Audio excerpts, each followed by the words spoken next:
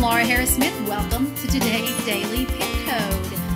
Well, guess what? We're on the book of Deuteronomy, but you know what? If you're going to look at Deuteronomy differently today when I'm through with you, who's the author? Moses, of course, but look at it less like a book and more of it like a collection of sermons. It's several sermons that Moses gave his people right before they crossed over the Jordan. Date written? Well, all the sermons, the book of Deuteronomy, was written in the 40 days prior to them crossing over the river. So he wrote 4 books in 40 years, and then he wrote all these sermons, the book of Deuteronomy, in 40 days. The year written was 1410 BC. Purpose written? Well, a whole new generation was about to enter the promised land. They had not received the law at Sinai yet. They had not crossed through the Red Sea.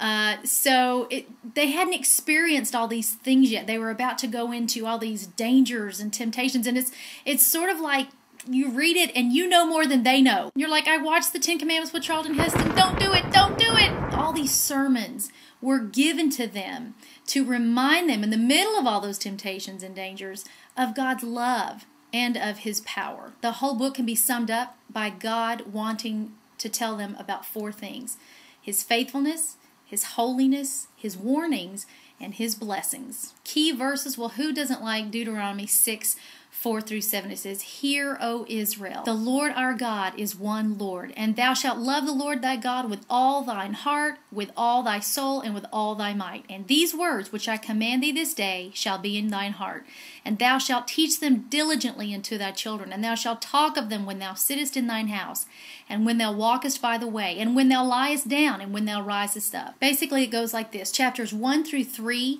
were like a recap of where Israel had been and where they were now, which was in Moab. Chapter 4 is really a call to obedience. Chapters 5-26 were just one big recap of the law. And then you've got 27-30, in which Moses, he just does a continuation talking about the differences in blessing and cursing and choose which one you want. But I think the best part of the book of Deuteronomy are those final chapters where you really see Moses at his best. He is encouraging his people. He is commissioning a replacement. He even records a song. And then, of course, chapter 34 gives us the circumstances of his death. It shows us his regret at not being allowed into the promised land. But man, the guy was 120 years old. His eyes were still good. He was still full of gusto and ministering till the very end. And you know, the book of Deuteronomy, it ends with a short obituary for a great prophet. Practical application for your life? Well, you and I both know that when we hear the name Deuteronomy, we think of the law, the 10 Commandments, the Red Sea, Pharaoh, all these dramatic encounters of deliverance, slavery, bondage, rules, all of that. But why don't we remember most what it says starting in Deuteronomy 7:7, which is that God did all of that because He loved His people.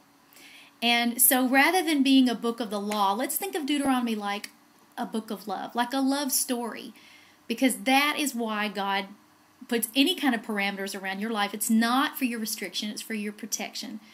And so just remember, every time you read the book of Deuteronomy, just remember that it is God's love letter to you. It is, including every single one of the 10 Commandments.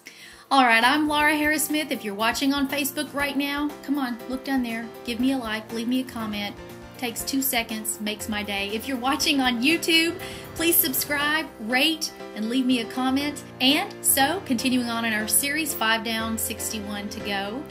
I will see you tomorrow on today's Daily Pin Code.